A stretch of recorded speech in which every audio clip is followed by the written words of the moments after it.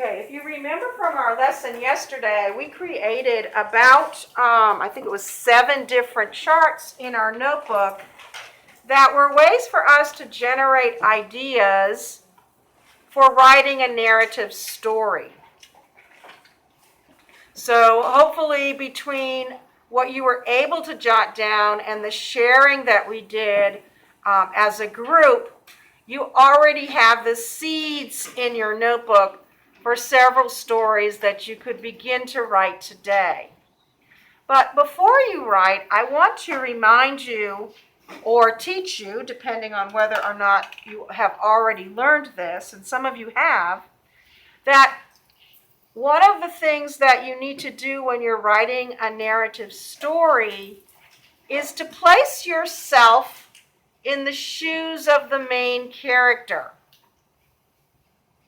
Because if you are thinking about how the main character is experiencing this event or this series of events or this situation, if you're in the shoes of the character, showing empathy, meaning that you know what the character feels, and you include those details in your story becomes much more interesting.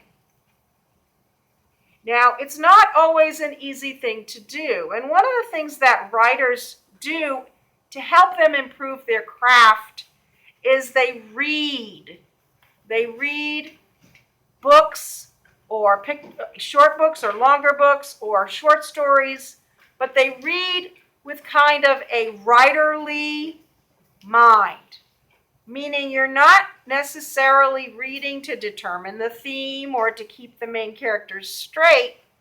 You're reading with an eye for looking to see how was this written. What did the author do when they were writing this story that makes it so good? And that way, once you've done that, over the course of time, reading good, what we call mentor texts, and applying what you see in someone else's writing to your own writing, your writing gets better. Your writing gets better. Okay, so today we're going to read a book. And if you could, and Serafina, I know, unless you created those 7 charts, leave space for those 7 charts, okay? And during work time, I'll get with you and help you create them. But today what I'd like to do is to go ahead and read you a story called Owl Moon. So on your next page, please put today's date.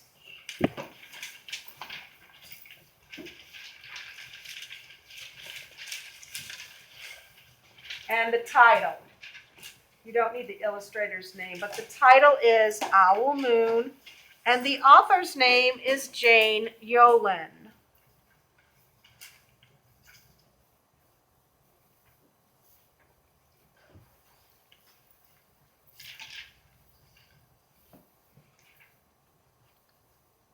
So remember what your task is, what your practice is going to be. Today is going to be to listen to the words of this story with a writer's ear. The question you ask yourself when this story is being read is, how did the author write this to make it more interesting? What did the writer do in the way that they wrote this? Okay? And this goes back to those author's craft questions. When we're thinking about what authors do, the choices they make when they're writing something that make it a better story, or that make the story part of the way the story was written part of the message. Okay, so as I'm reading, if you could jot things down that you're noticing. Remember, craft that you're noticing. Okay? We're not trying to grow an interpretation of the main character. We're trying to notice, what is the author doing? How is the author writing this?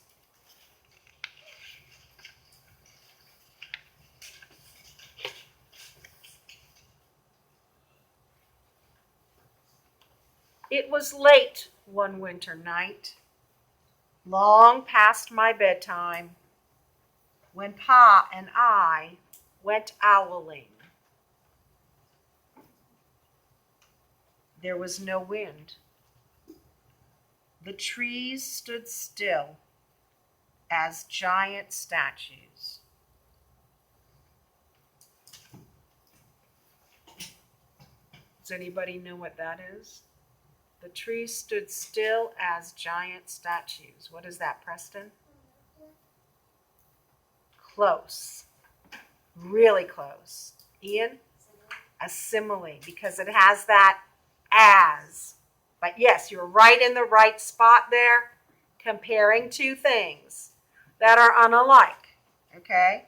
A tree and a statue are not the same thing, but in this case, they're comparing how they stand. Okay? There's no wind, so the tree is not moving. Okay? But notice that they're not saying the trees are not moving.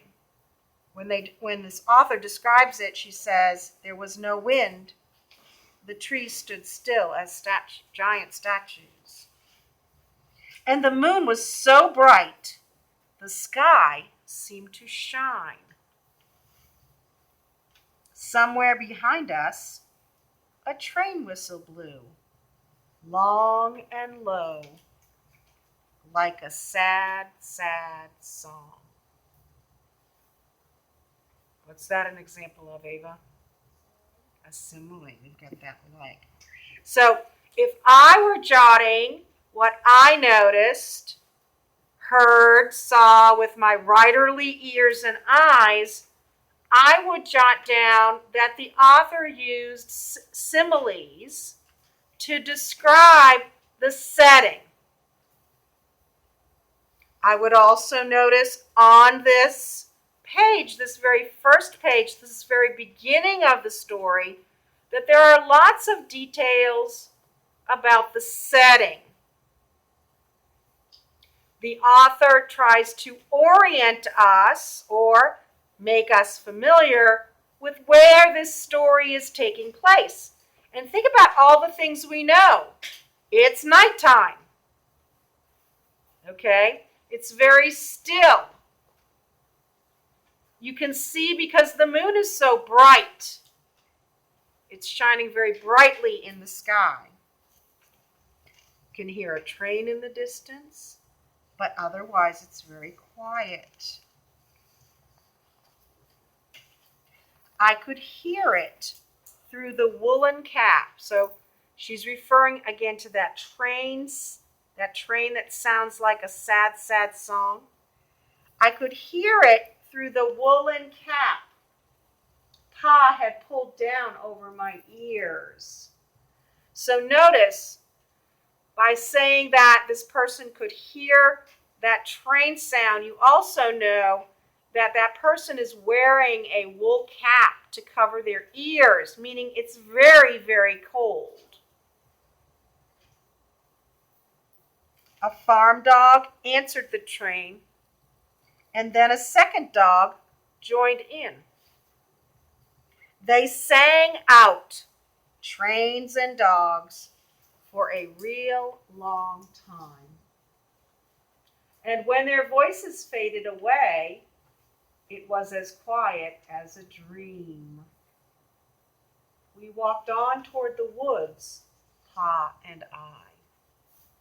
So notice again, we're being oriented. Who are the characters? Where is this taking place? When is this taking place? What are some of the details?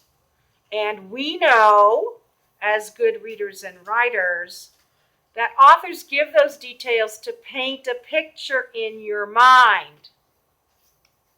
And not just a picture, but I'm thinking more like a movie where you can hear, you can experience the movement, you can see them walking toward the woods.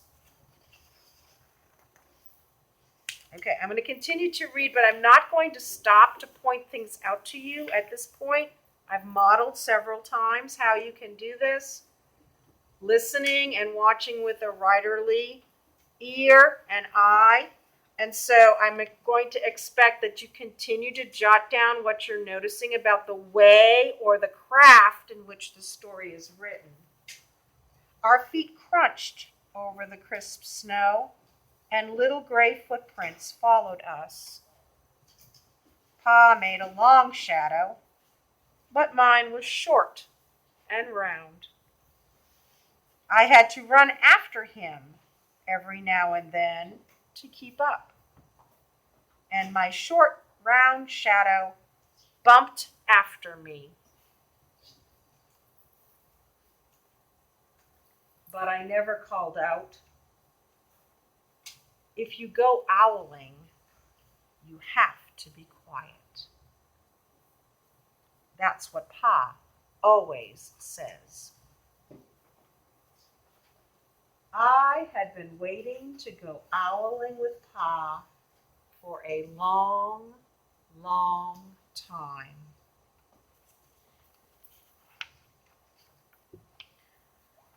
We reached the line of pine trees, black and pointy against the sky, and Pa held up his hand. I stopped right where I was and waited. He looked up, as if searching the stars, as if reading a map up there. The moon made his face into a silver mask. Then he called, hoo-hoo, hoo-hoo, hoo-hoo. The sound of a great horned owl. Hoo-hoo, hoo-hoo, hoo-hoo. You should recognize that as figurative language as well. Again he called out, and then again. After each call, he was silent. And for a moment, we both listened. But there was no answer. Pa shrugged, and I shrugged. I was not disappointed. My brothers all said, sometimes there's an owl, and sometimes there isn't.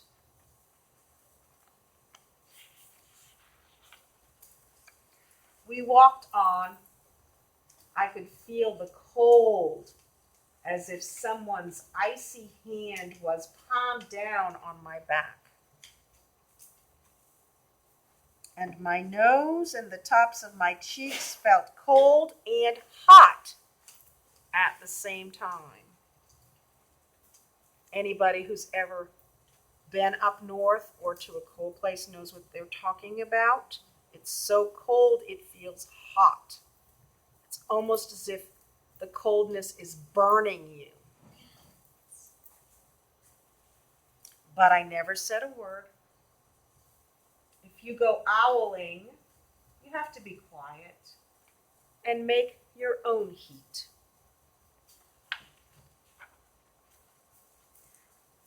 We went into the woods. The shadows were the blackest things I had ever seen. They stained the white snow.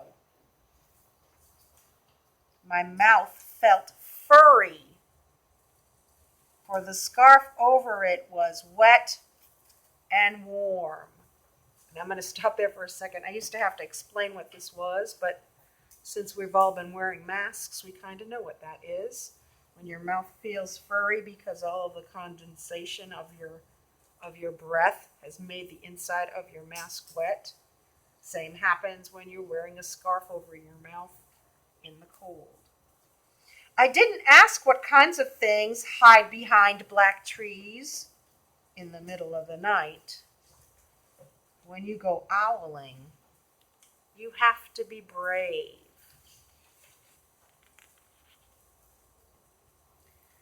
Then we came to a clearing in the dark woods. The moon was high above us. It seemed to fit exactly over the center of the clearing, and the snow below it was whiter than the milk in a cereal bowl.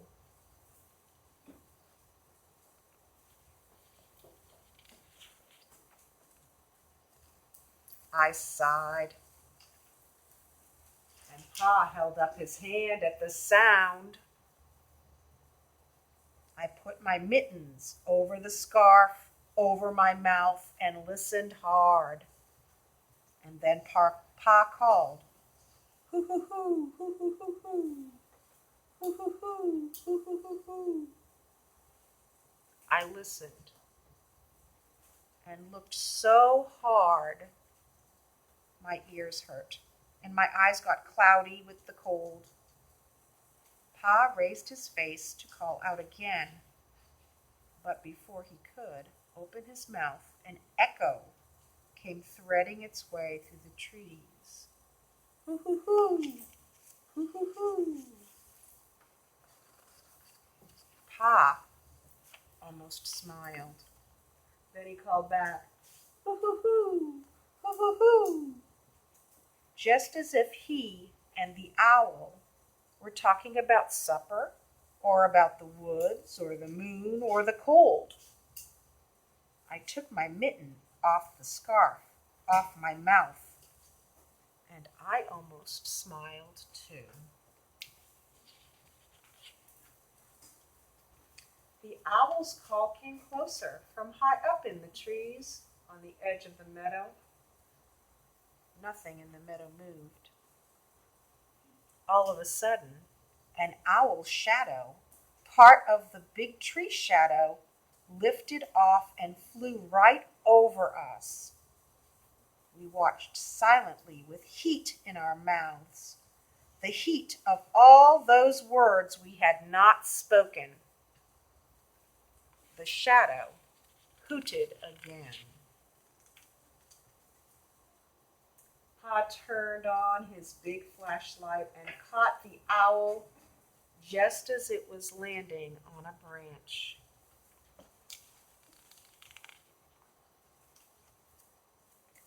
For 1 minute,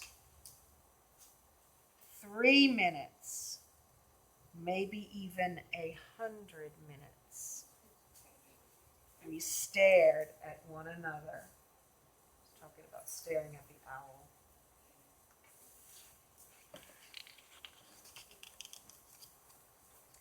Then the owl pumped its great wings and lifted off the branch like a shadow without sound. It flew back into the forest. Time to go home, Pa said to me. I knew then I could talk.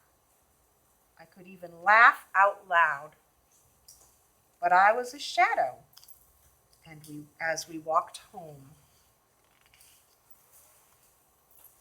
When you go owling, you don't need words or warm or anything but hope. That's what Pa says. The kind of hope that flies on silent wings under a shining owl moon.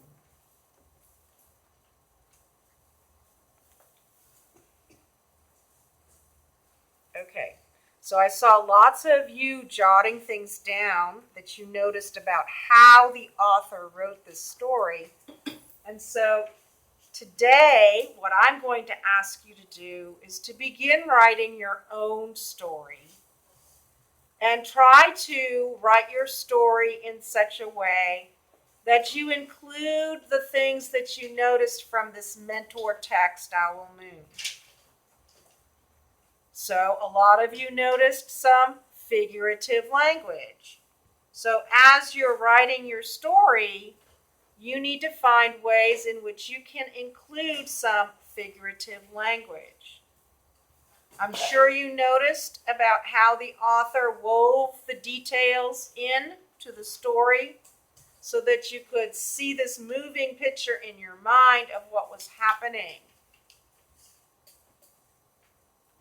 The author was sharing an experience. And remember from yesterday when we generated ideas, the first time this character went owling with their father.